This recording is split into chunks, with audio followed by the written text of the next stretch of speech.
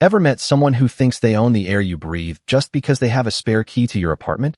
My landlord, Mrs. Gable, or as the entire block calls her, the Warden, is the final boss of Karens. She spent the last 2 years making my life a living hell, charging me breathing fees and showing up at 3 a.m. to check if my sink is too wet.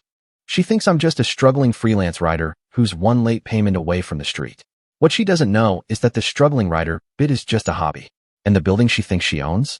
Yeah, her mortgage is held by a holding company that I just bought out of pure, unadulterated spite. Today, she's coming over to give me an illegal eviction notice. Little does she know, I've got a notice of my own, and it's going to end with her losing her entire portfolio. Strap in, because this is how you take down a predator by becoming the shark. Welcome to ThreadVerse. The sound of a key turning in my lock at 3:14 a.m. wasn't a surprise anymore. It was a Tuesday. In Mrs. Gable's warped mind, Tuesdays were pipe integrity check days. I sat up in bed, rubbing my eyes, as the door swung open and the hallway light flooded into my studio apartment. There she was, standing in her floral bathrobe, clutching a flashlight like she was searching for a fugitive. "Mr. Vance, why is your television still plugged in?" she shrieked, her voice like sandpaper on a chalkboard.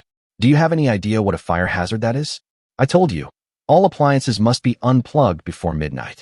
It's for the safety of the community." "Mrs. Gable," I sighed, pulling the blanket up. "It's 3 in the morning. My lease says you need to give me 24 hours notice for an inspection. This is the 4th time this month. You're literally trespassing." "Trespassing?" She let out a sharp, mocking laugh that sounded like a hyena with a sore throat. "I own the bricks, the mortar, and the very air in this room, you little ungrateful prick. You're living in my house. If you don't like the rules, go find a gutter to sleep in. But until then, I see a speck of dust on that baseboard. That's a $10 maintenance fee. I'll add it to your overnight electricity violation fine." She spent the next 45 minutes poking through my closet, complaining about the smell of my laundry, and literally counting the slices of bread in my toaster. This wasn't about safety. It was about power. She loved the feeling of being the queen of her crumbling little castle. The next morning, I sat at my desk, staring at the 5 fines she'd slipped under my door before leaving. Total, $145. For what? Existing? I looked around my apartment. It was a dump. The ceiling had a leak she refused to fix, the heater made a sound like a dying tractor, and the windows were so thin I could hear the neighbors' conversations 3 floors down. I could afford a penthouse at the plaza, but I was here for a reason. I opened my laptop and logged into my encrypted server. I wasn't a struggling writer. I was Julian Vance, the founder of Vanguard Acquisitions. My hobby for the last 6 months had been tracking the financial rot of Gable Property Management. I found exactly what I was looking for. Mrs. Gable was over-leveraged. She'd bought 3 more buildings in the area using this one as collateral, and she was cutting corners on everything from insurance to fire codes to pay off the interest. She was a paper millionaire, 1 bad month away from a total collapse. "Hey, Sarah," I said into my phone, calling my lead legal counsel. "That Gable file? It's time. I want you to contact the bank holding her primary mortgage. Offer them a 10% premium to buy the entire debt package. I want to be her bank by Friday." "Julian, you're spending $3 million just to mess with a crazy landlord?" Sarah asked, her voice skeptical. "No, Sarah," I replied, watching Mrs. Gable out my window as she yelled at a delivery driver for parking too close to her curb. "I'm spending $3 million to perform an exorcism. This woman is a parasite. It's time she learned what happens when the host bites back." On Friday afternoon, the doorbell didn't ring. It was pounded on. I opened it to find Mrs. Gable standing there with a smug grin that reached her ears. She was holding a bright red piece of paper. "Pack your bags, Mr. Vance," she barked. "I'm exercising the owner's discretion clause. You have 72 hours to vacate. I've decided I want to turn this unit into a personal yoga studio. You're out."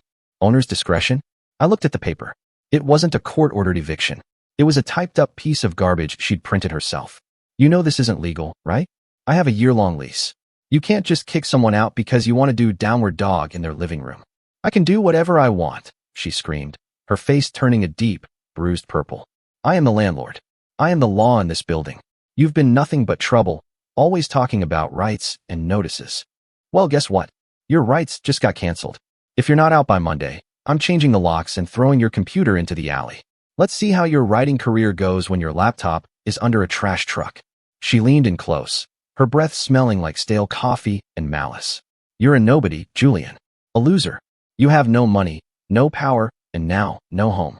Enjoy the rain." She turned and stomped down the hall, cackling to herself. I watched her go, then picked up my phone. Sarah? Did the wire clear? Yes, Mr. Vance. You are officially the owner of the note. You are now Mrs. Gable's lender. She owes you $2.8 million, and according to the records, she's actually 30 days late on her last payment. Perfect, I said, a slow, predatory smile forming on my face. Draft a notice of default and a formal demand for immediate payment. We're going to her office on Monday. And Sarah? Wear the expensive suit. We're going to be doing some redecorating. Saturday morning didn't start with the smell of coffee. It started with the sound of a power drill. I was dead asleep at 7 a.m. when the vibration hit my front door. I scrambled out of bed, heart hammering against my ribs, thinking there was some kind of emergency. I threw open the door, and there was Mrs. Gable, flanked by a confused-looking guy in a stained jumpsuit holding a drill. What the hell are you doing? I barked, my voice gravelly from sleep. Gable didn't even look up from her clipboard. Maintenance, Mr. Vance. I've decided the doors in this hallway are a security risk. We're installing secondary bolt locks on the outside. You know, to keep the wrong element from wandering in. On the outside, I stared at the bolt he was halfway through mounting. You're literally installing a lock that allows you to trap me inside my own apartment? Gable, that's a fire hazard, a kidnapping charge, and a dozen building code violations all rolled into one. She finally looked at me, her eyes glinting with a terrifying level of malice. Oh, don't be so dramatic. It's for your protection. And since I'm doing you such a huge favor, there's a $50 security upgrade fee due by noon. Cash only. No receipts. I'm not paying you a dime for a lock that turns my home into a jail cell, I said, stepping out into the hall. The maintenance guy looked at me, then at Gable. He looked like he wanted to be anywhere else on earth. Ma'am? He's right about the fire code. If the fire marshal sees this. Shut up and drill, Kevin. Gable snapped. She turned back to me, leaning in so close I could see the broken capillaries in her nose. Monday morning, Julian. 72 hours. I already have a moving crew scheduled to dump your writing projects onto the sidewalk. If I were you, I'd spend less time talking about codes and more time looking for a cardboard box that fits your ego. She stomped away, her heels clicking like gunshots on the linoleum. I went back inside, slammed the door, and leaned against it. My hands were shaking, not from fear, but from the sheer, vibrating energy of how much I wanted to ruin this woman. I spent the rest of the weekend being harassed. At 2 p.m., she shut off my water for emergency repairs. That never happened. At 8 p.m., she started banging on the floor of the unit above mine with a hammer just to keep me from focusing. But I didn't call the police. I didn't complain. I sat at my laptop, watching the digital clock tick down. I watched my bank portal as the final documents for the mortgage transfer were uploaded. I was no longer just a tenant. I was the wolf at her door, and she was busy trying to drill holes in the house. Around noon on Sunday, I heard sobbing in the hallway. I opened my door to find Mrs. Higgins, a 70-year-old woman who lived in 4B. She'd been in the building for 30 years. She was clutching a pile of damp clothes, her face a mask of pure exhaustion. Mrs. Higgins? What happened? Oh, Julian. She sniffled, leaning against the wall. Mrs. Gable. She locked the laundry room. She said my detergent was too fragrant, and it was damaging the ventilation. She told me if I wanted to wash my clothes, I had to pay her $5 per load for special air filtration. I don't have that kind of money, dear. My pension barely covers the rent increase she pushed through last month. My blood went cold. This was the part of being a slumlord that people don't talk about. It's not just the big evictions. It's the slow, agonizing drain of dignity from people who have nowhere else to go. Give me your laundry, Mrs. Higgins, I said, taking the basket from her. Oh, I couldn't. I'm going to a laundromat down the street. I'll bring them back dry and folded. And don't worry about Gable. Her reign ends tomorrow. I promise. She looked at me like I was crazy, but she let me take the basket. As I walked down the stairs, I ran into Gable. She was standing in the lobby, staring at the mailboxes like she was looking for something to steal. Where do you think you're going with those? She asked, blocking the exit. Doing a favor for a neighbor, I said, trying to push past her. Unauthorized removal of tenant property, she sang out, pulling out her clipboard. That's a fine for you. And a lease violation for Mrs. Higgins. I think $100 sounds fair for inter-tenant collusion. I stopped. I looked her dead in the eye. I didn't yell. I didn't even move. You really have no idea what's coming for you, do you, Martha? She laughed, a shrill, ugly sound. What's coming is Monday morning, loser. Get your laundry done. It'll be the last time you have clean socks in this zip code. I walked out, the weight of that laundry basket feeling like a holy mission. Every person in this building had a story like Mrs. Higgins. Every one of them was being bled dry by this parasite. Tomorrow wasn't just about my revenge. It was about an eviction of a different kind. Monday morning arrived with a gray, oppressive sky. At 8:01 a.m., Gable was at my door, accompanied by two massive guys in Gable property management shirts. They were carrying rolls of packing tape and empty boxes. "Time's up, Vance," Gable shouted, not even bothering to knock. She signaled the guys. "Take the electronics first. If he resists, call the cops and tell them he's assaulting staff." I was sitting at my kitchen table, fully dressed in a tailored charcoal suit that cost more than her car. I had a single manila folder sitting in front of me and a fresh cup of coffee. I looked up and smiled. "You're early, Martha. I haven't finished my breakfast." She froze, her eyes scanning my suit. "Where did you get that? Did you rob a funeral home?" "It doesn't matter. Boys, start packing. He's trespassing." "Wait," I said, holding up a hand. One of the movers, a guy who looked like he had at least half a conscience, hesitated. "Before you touch a single item in this room, you might want to look at this." I slid a document across the table. It was the notice of assignment of mortgage and demand for immediate cure. Gable snatched it up, her lip curling. "What is this legal mumbo-jumbo?" "I don't care about your fake papers." She stopped. She saw the header. First National Bank of the city. She saw the account number for her primary mortgage on this very building. And then she saw the signature at the bottom. Julian Vance, managing partner, Vanguard Acquisitions. What did you do?" she whispered, her voice losing its screech and turning into a shaky tremor. "I bought your debt, Martha," I said, taking a slow sip of my coffee. "Every cent. You were 32 days late on your October payment, which, according to the acceleration clause in your contract, allows the lender, that's me, to demand the full balance of the $2.8 million mortgage within 24 hours. You can't. This is a scam. You're a writer." "I'm a writer who specializes in financial horror stories," I said, standing up. I was a good 6 inches taller than her, and for the first time, I let her feel every bit of that height. "And here's the best part. I've already filed a notice of default with the county. Because you used this building as collateral for your other properties, those are now in cross default. I'm not just taking this building, Martha. I'm taking your entire portfolio." She looked at the movers, her face a pale, sickly green. "Get him. Throw him out. He's lying." "Ma'am," the mover said, backing away toward the door. "If he owns the note, we can't touch him. That's a police matter, and I ain't going to jail for a landlord." "Smart guy." I nodded to the mover. Then I turned back to Gable. "Now, Martha, I believe you mentioned something about an owner's discretion eviction? Well, as the new owner of the debt, and effectively the owner of this building, I'm exercising my discretion. You have exactly 1 hour to get your things out of the office downstairs. If you're not out, I'm calling the police to remove you for trespassing. And don't worry about the locks. I've already had a crew change them while you were busy pounding on my door." After Martha stumbled out of my apartment, looking like she'd just seen her own ghost, I didn't celebrate. I didn't open a bottle of champagne. I grabbed my laptop, a fresh pot of coffee, and headed down to the management office on the first floor. The door was a heavy, scarred piece of oak with a faded plastic sign that said Gable Property Management, Inquire Within. I pulled out the master key Sarah had coughed up from the bank's asset folder. The lock clicked with a heavy, satisfying thud. The office smelled like a mix of mothballs, stale Virginia Slims, and desperation. It was a time capsule of greed. Filing cabinets from the 80s were crammed into every corner, their drawers bulging with manila folders.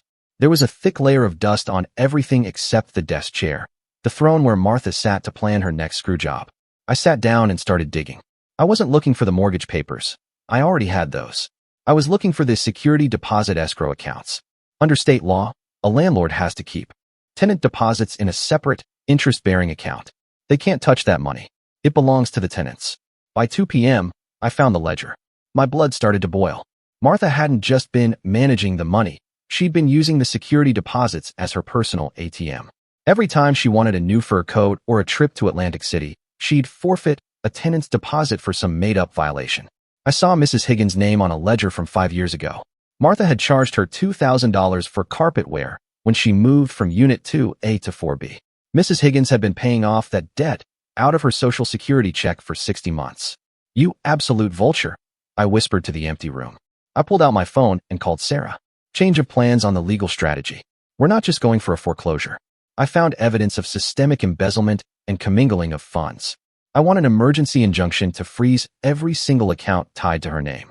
"And Sarah? Call the housing authority. Tell them we have a class action situation brewing." I spent the next 4 hours scanning every page. The deeper I went, the worse it got. Illegal late fees, pet rent for goldfishes, and convenience charges for paying in cash. She was running a high-stakes racket disguised as a property business. She wasn't just a Karen. She was a criminal. At 6 p.m., I did something Martha Gable would never do. I invited people into the lobby. I'd printed out flyers and stuck them on every door. Emergency tenant meeting. Lobby. 6 p.m. Refreshments provided.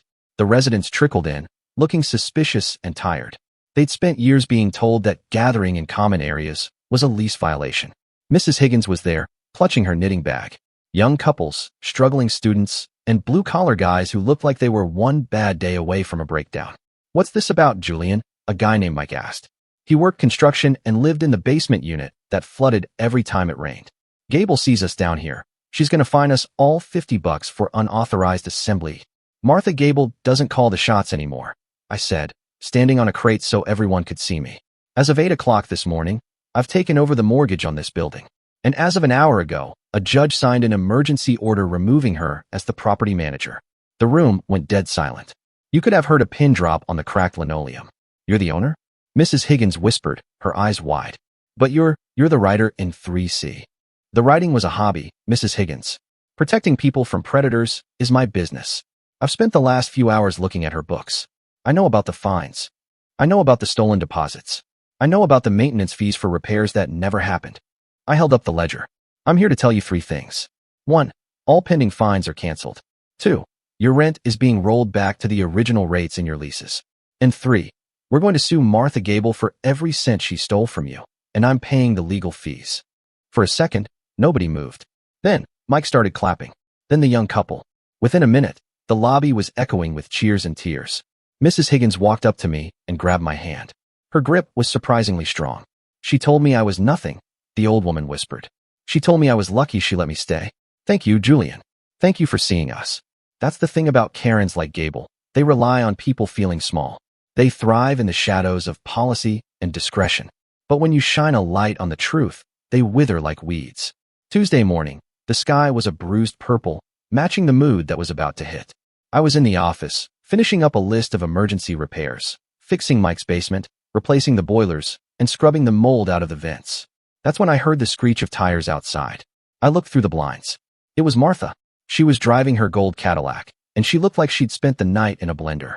Her hair was a mess, her makeup was smeared, and she was clutching a heavy designer handbag like a weapon.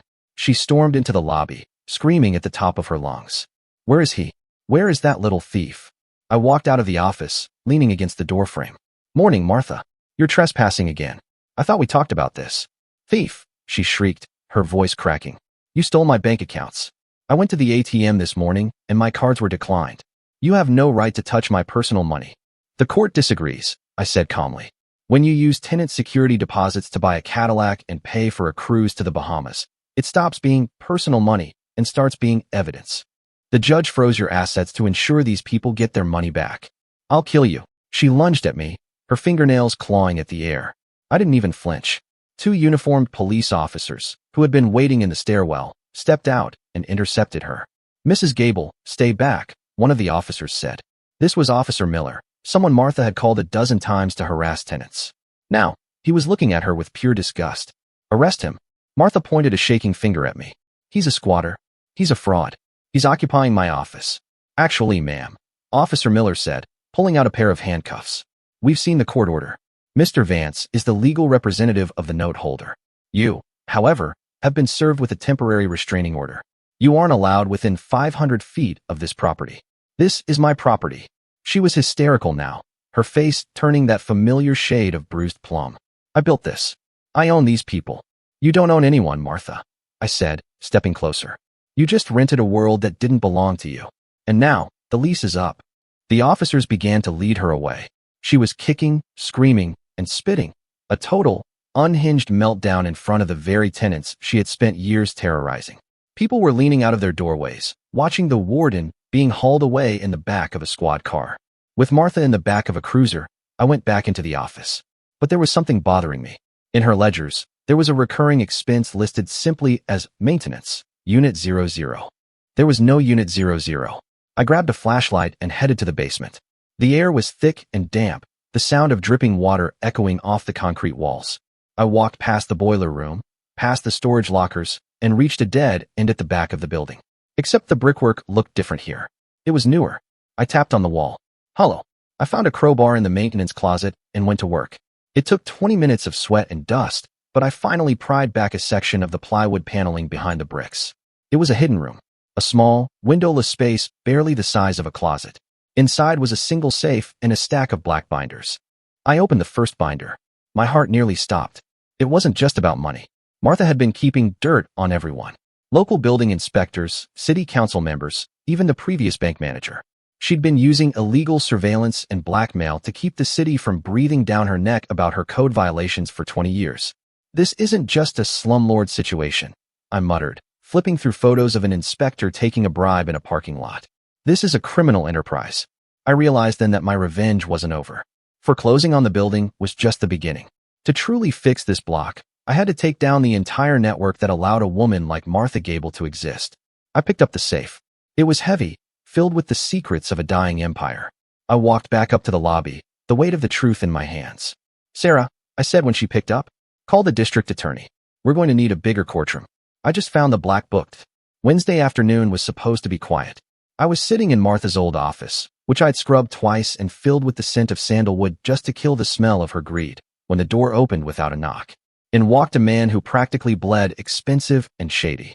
He was wearing a charcoal pinstripe suit, hair slicked back with enough pomade to grease a tank, and carrying a briefcase made of some endangered reptile. This was Victor the Shark Rossi. I'd seen him on billboards. He was the guy you called when you buried a body or stole a pension. "Mr. Vance," Rossi said, his voice a smooth, practiced baritone. He didn't wait for an invite. He sat in the chair across from me and crossed his legs. "I represent Mrs. Gable. We've been reviewing your unorthodox acquisition of her assets." "Is that right?" I leaned back, clicking a pen. "And by unorthodox, you mean completely legal and long overdue?" Rossi smiled, but his eyes stayed cold. "Look, Julian, can I call you Julian? You've made your point. You've humiliated a grandmother, taken her building, and had her arrested. It's a great story. But my client has friends in this city. Powerful friends who don't like it when the status quo is disrupted by a writer with a grudge. Is that a threat, Victor? It's a professional courtesy. We're prepared to offer you a settlement. You walk away from the foreclosure, return the building to Gable Property Management, and in exchange, my client will drop all trespassing and harassment claims against you. We'll even throw in a $500,000 consulting fee for your troubles. You take the cash, go back to writing your books, and everyone stays happy." I let out a low whistle. $500,000? Martha must be really desperate. Or maybe you are, Victor. I saw your name in the black binders I found in the secret vault. Rossi's smile didn't just fade. It turned into a grimace. The air in the room suddenly felt 10 degrees colder. "The binders?" "Oh, yeah," I said, pulling a photocopied page from the folder on my desk. "The page where you took a retainer of 50 grand in cash to facilitate the dismissal of 15 fire code violations back in 2022. That's a disbarment offense, Victor. Maybe even a prison sentence for bribery." I stood up and leaned over the desk. "Here's how this actually works. You're going to walk out of that door. You're going to go back to the jail and tell Martha that her fixer is officially broken. And if I see your face on this property again, the next person I call won't be a lawyer. It'll be the FBI field office." Rossi didn't say a word.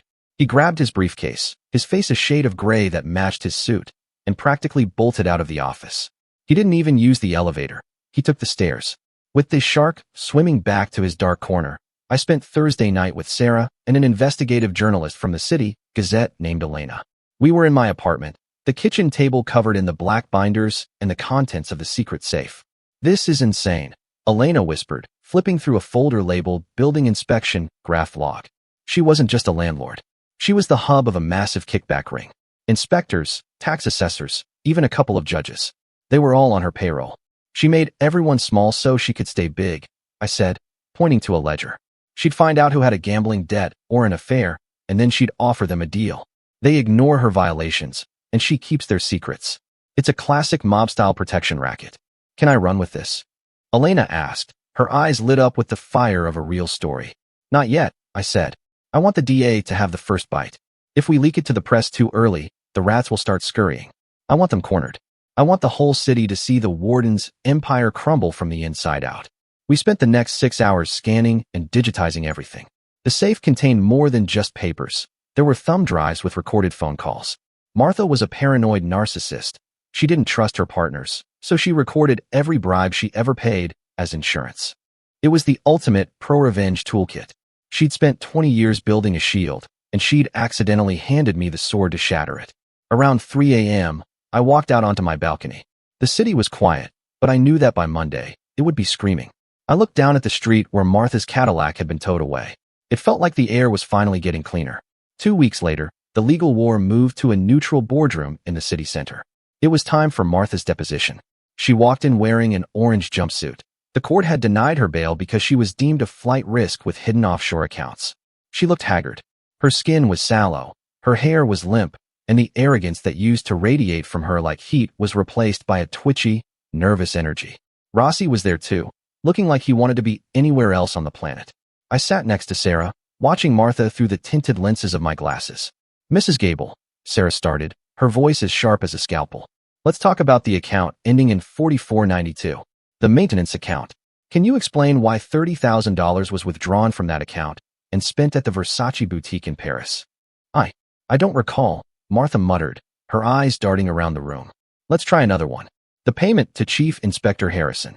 $5,000, cash, on the 3rd of every month. What service was the Chief Inspector providing to Gable Property Management? It was a consulting fee, Martha whispered. A consulting fee paid in an envelope in a parking lot. Sarah slid a photo across the table, one of the pictures from the secret vault. It showed Martha handing a thick envelope to a man in a city uniform. Martha's face went white. She looked at Rossi, but Rossi was busy staring at the ceiling, probably wondering if he could hide in a foreign country before the FBI showed up. I won't answer that. Martha snapped, a tiny bit of the old Warden returning. This is a trap. Julian Vance is a liar. He's a squatter who stole my life. Actually, Martha, I said, speaking for the first time. The room went silent. I didn't steal anything. I just stopped the theft you were committing. I've talked to the tenants. I've talked to the bank. And now, I've talked to the DA. They have the thumb drives. They have the recordings. Martha lunged across the table, her handcuffs rattling like a death knell. You little bastard.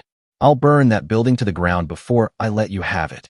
Record reflects a direct threat of arson, Sarah said calmly to the court reporter. Rossi finally stood up. We're done here. My client is unwell. She's not unwell, Victor, I said as they let her out. She's just out of time. While the legal battle was a firestorm, the building itself was becoming a sanctuary. I'd hired a crew of local contractors, people who had been screwed over by Martha in the past, to do a complete overhaul. We were talking new boilers, modern electrical, and actual, functioning windows. Saturday morning, I was in the lobby with Mike and Mrs. Higgins. We were looking at the new community center we were building in the basement, the space that used to be a flooded mess. I can't believe it, Julian, Mike said, shaking his head. My basement unit is dry. Like, actually dry. I haven't seen a drop of water since you took over. And the laundry room, Mrs. Higgins chirped, clutching a basket of fresh towels. It's beautiful. And no cent fees. I'd ordered 20 pizzas for the tenants, and we were all sitting around the lobby, talking and laughing. It wasn't just about the repairs, it was about the atmosphere. The fear was gone. People were talking to each other. They were sharing food. They were acting like a community instead of a group of hostages. What are you going to do with the office? Mike asked, gesturing to Martha's old haunt. I'm turning it into a legal aid clinic, I said. 2 days a week, Sarah and her team are going to be here to help other tenants in the neighborhood who are being harassed by slumlords. We're going to use Martha's stolen money, once the court releases it, to fund the whole thing. Mrs. Higgins patted my arm. You're a good man, Julian. A bit of a mystery, but a good man. I'm just a guy who hates bullies, Mrs. Higgins, I said, grabbing a slice of pepperoni. As I looked around the room, I realized that this was the real victory. Kicking Martha out was satisfying, but building a place where people felt safe? That was the legacy. But as the sun set, I got a text from Sarah. Julian, we have a problem. One of the Black Book officials just turned up missing. And the DA thinks Martha has a second safe deposit box we didn't find. We're not out of the woods yet. I looked at the laughing families in the lobby and felt a chill. The warden might be in a cell, but her powerful friends were finally starting to fight back. The text from Sarah felt like a punch to the gut. A second box. Martha Gable was the type of person who wore a belt and suspenders. She always had a backup for her backup. If the first set of binders was her insurance, the second box was likely her nuclear option. Where is it, Sarah? I asked, pacing the lobby of the building. The new LED lights I'd installed hummed softly, a stark contrast to the buzzing, flickering bulbs that used to make this place feel like a prison. A small community bank in East Haven. Sarah's voice crackled over the speaker. It's old school. No digital logs, just paper signatures. But here's the kicker, the box isn't in her name. It's registered to a shell company called Ivy League Holdings. Does that ring a bell? I stopped pacing. Ivy League? That's the nickname the press used for the mayor's inner circle of advisors. They all went to the same prep school. Exactly. Julian, if that box contains what I think it does, we're not just looking at a slumlord scandal. We're looking at the kind of corruption that takes down an entire administration. And the DA is getting cold feet. They're getting calls from high up, telling them to bury the Gable case as a simple financial dispute. They want to sweep it under the rug, I muttered. Well, too bad I'm the guy who just bought the broom. Send me the address. I'm going there now. Julian, wait. If you go there alone. I'm not alone, Sarah. I've got the law of the note on my side. And a very expensive dash cam. I grabbed my keys and headed for the garage. The drive to East Haven was a blur of neon signs and rain-slicked asphalt. My mind was racing. Martha had been funneling money to someone big, someone who could make building inspectors disappear and court cases evaporate. I was about to find out exactly who was on the other end of the leash. I reached the bank just as it was closing. It was a gray stone building that looked like it hadn't been updated since the Great Depression. The manager, a man named Mr. Henderson who looked like he'd been carved out of a block of oak, didn't want to let me in. We're closed for the day, sir, he said, his hand on the heavy brass handle. I'm here as the legal conservator for Gable Property Management, I said, sliding the court order and the Vanguard credentials across the counter. I have a warrant to inspect all assets tied to Ivy League Holdings. Henderson looked at the papers, then at me. He looked like he wanted to vomit. This is a lot of paperwork, Mr. Vance. It could take hours to verify. Then we'd better get started, I said, leaning in. Unless you want me to call the state police and have them verify it for you. I'm sure they'd love to take a look at your signature logs while they're at it. Henderson's jaw tightened, but he led me back to the vault. The air in there was cold and smelled of old copper and ozone. He pulled out the Ivy League box. It was a long, heavy metal tray that looked like it hadn't been opened in years. I carried it to a private viewing room and sat down. My hands were actually trembling as I lifted the lid. Inside wasn't just cash. It was a collection of high-resolution microfilms and a stack of deeds. I pulled out the first deed. It was for a massive tract of land on the waterfront, the site of the new luxury stadium the city was planning to build with public funds. The owner? Martha Gable.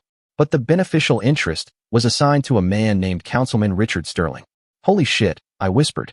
Martha wasn't just a slumlord. She was the front for the biggest land grab in the city's history. The stadium was going to be built on land she owned through illegal foreclosures and intimidation. She was going to make $50 million in a single day, and half of that was going straight into the councilman's pocket. I started taking photos of everything. Every deed, every transfer, every note handwritten in Martha's messy, aggressive scrawl. That's when I heard the door click behind me. I didn't turn around. I could smell the expensive cologne before I heard the voice. You're a hard man to keep up with, Julian, Victor Rossi said. He wasn't wearing his suit this time. He was wearing a dark windbreaker, and his hand was in his pocket in a way that didn't look friendly. But you really should have taken the $500,000. It would have bought you a very nice life somewhere far away from here. I slowly put my phone down on the table, keeping the screen on and the record button active. A bit late for a settlement offer, Victor, I said, my voice steadier than I felt. I've seen the deeds. I know about the stadium. I know Sterling is the one pulling the strings. Rossi walked around the table, his eyes fixed on the metal box. Sterling is a man of vision, Julian. He's building a legacy. People like Mrs. Higgins and Mike, they're just the cost of progress. They don't matter in the grand scheme of things. They matter to me, I said, and they matter to the law. The law is a tool, kid, and Sterling owns the workshop. Now, give me the phone and the box, and maybe I can convince them to let you walk out of here with your kneecaps intact. You really think you can just make me disappear? I laughed, and the sound echoed in the small, cramped room. Victor, look at the door. See that little red light on the security camera? Rossi looked up, his brow furrowing. I had my tech team hack the bank's internal feed 10 minutes ago. I lied. It was a total bluff, but Rossi didn't know how deep my resources went. Everything in this room is being streamed directly to a secure server at Vanguard Acquisitions. If I don't check in every 15 minutes, the whole thing gets forwarded to the FBI and the City Gazette automatically. You kill me, you're just the star of the most watched snuff film in history. Rossi froze. I could see the wheels turning in his head. He was a lawyer, a shark, but sharks are fundamentally cowards when they're the ones in the cage. You're bluffing, he hissed. Try me. But remember, once that upload complete bar hits 100%, Richard Sterling is going to need a lot more than a fixer. He's going to need a miracle. Rossi stared at me for a long, agonizing minute. I could see the sweat beading on his upper lip. Finally, he spat on the floor and backed toward the door. You've made a lot of enemies today, Julian. The stadium is just the beginning. They'll bury you. They can try, I said. But I've already bought the cemetery. He turned and bolted. I didn't wait. I grabbed the box, my phone, and ran for the lobby. I didn't stop until I was back in my car, the doors locked, and the engine roaring. The next 48 hours were a whirlwind of fire and brimstone. I didn't go back to the building. I went straight to Sarah's office, which was now guarded by private security I'd hired from the same firm that protects tech billionaires.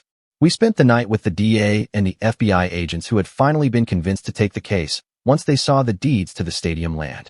By Monday morning, the city was in a full-blown panic.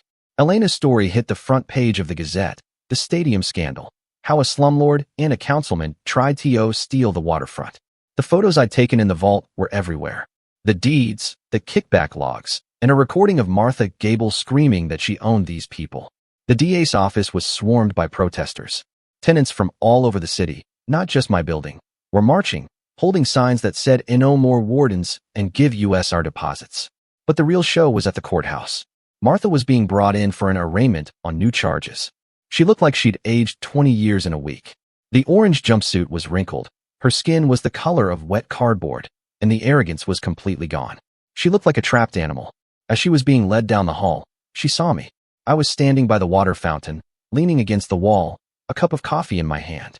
"You," she shrieked, her voice echoing through the marble halls of justice. "You destroyed everything. My buildings. My friends. You ruined my life." "No, Martha," I said, loud enough for the reporters to hear. "I didn't ruin your life. You did that when you decided that the people who paid your mortgage weren't human beings. I just showed the world the receipts." Richard Sterling was arrested an hour later in his office. Victor Rossi disappeared. Some say he fled to a country without an extradition treaty. Others say he's at the bottom of the river. But for me, the most satisfying moment was back at the building. I walked into the lobby and found Mike and Mrs. Higgins waiting for me. Mike was holding a gold plaque. It said, "The Vance Community House, built on truth." "We wanted to give you something, Julian," Mrs. Higgins said, her eyes moist. "You didn't just give us a roof. You gave us our dignity back." "Keep the plaque, Mike," I said, smiling. "But let's put it on the outside of the door, so everyone who walks past knows that this building belongs to the people who live in it, not the ones who try to own them." I walked up to my studio in 3C. It was still a mess, still filled with boxes and my writing projects. I sat at my desk and opened a new file on my laptop. The title, "The Warden's Final Lease." I started typing, not for money and not for revenge, but because some stories need to be told so they never happen again. The courtroom was packed. It wasn't just the lawyers and the press, it was the people. Half the block was there. Mrs. Higgins was in the front row, wearing her Sunday best. Mike was there, still in his work boots, arms crossed over his chest. They didn't come for the legal drama. They came to see the monster finally put in a cage. Martha sat at the defense table, and honestly, she looked pathetic. The warden had been replaced by a bitter, hollowed-out old woman. She'd lost her Cadillac, her fur coats, and her clout. She was represented by a public defender because Victor Rossi had indeed vanished, last seen boarding a flight to a country that doesn't believe in extradition. "The prosecution calls Julian Vance to the stand," the bailiff announced. I walked up, every eye in the room on me. I took the oath, sat down, and looked directly at Martha. For the first time, she didn't scream. She didn't spit. She just looked away, her hands trembling on the table. For the next 3 hours, I laid it all out. The 3 a.m. inspections, the illegal locks, the scent fees, and finally, the black binders. I detailed how she'd turned a basic property management business into a citywide extortion ring. "And Mr. Vance," the DA asked, leaning against the jury box, "why did you go to such lengths? Why spend millions of your own money to take down one landlord?" "Because people like Martha Gable rely on the world being too tired to fight back," I said, my voice echoing in the silent room. "They think that if they make you feel small enough, you'll just accept the abuse as part of the rent." I wanted to prove that no matter how much dirt you have on a city, you can't bury the truth forever. The most powerful moment, though, wasn't my testimony. It was Mrs. Higgins. When that 70-year-old woman stood up and told the court how Martha had stolen her security deposit and made her feel like a beggar in her own home for 30 years, the jury didn't just listen. They wept. Even the judge looked like he wanted to jump over the bench and handle the sentencing right then and there. When the verdict came back, it was a clean sweep. Guilty on all counts: racketeering, embezzlement, grand larceny, and a dozen counts of civil rights violations. "Martha Gable," the judge said, his voice cold enough to freeze blood. You spent decades treating human beings like line items on a balance sheet. You used fear as a management tool. In light of the systemic nature of your crimes, I am sentencing you to 15 years in state prison, followed by total asset forfeiture to satisfy the class action claims of your tenants. Martha didn't collapse. She didn't cry. She just stared at the floor, a ghost of her former self. As the bailiffs led her out in handcuffs, she passed by Mrs. Higgins. I still own the bricks, Martha hissed, one last pathetic spark of the warden flaring up. No, Martha, Mrs. Higgins replied, her voice steady and loud. The bricks are just clay. We're the ones who made it a home. And you're just the trash being taken out. 6 months later, the city looked different. Councilman Sterling was in a federal pen, his legacy stadium project canceled and replaced by a massive public park and a low-income housing complex that I'd personally funded. The waterfront didn't belong to the elite anymore. It belonged to the kids who used to play in the dirt. The building, my building, was no longer a place of flickering lights and hushed whispers. It was the Vance community house. Every unit had been renovated. The security bolt locks Martha had installed were melted down and turned into a sculpture in the courtyard, a symbol of the chains we'd broken. I was sitting in my old apartment, 3C. I kept it exactly as it was. The leaky ceiling was fixed, of course, but the desk was the same. The stacks of paper were the same. Mike knocked on the door. Hey, boss. We're finishing the mural in the lobby. You coming down for the ribbon cutting? In a minute, Mike, I said. Just finishing a chapter. Still writing that book, huh? What's it called again? I changed the title, I said, looking at the screen. The Last Lease. I walked down to the lobby. The air was filled with the smell of fresh paint and hope. Mrs. Higgins was there, cutting the ribbon with a pair of giant gold scissors.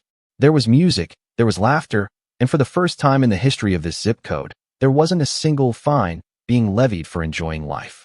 I looked out the front door, at the street where Martha used to stalk like a predator.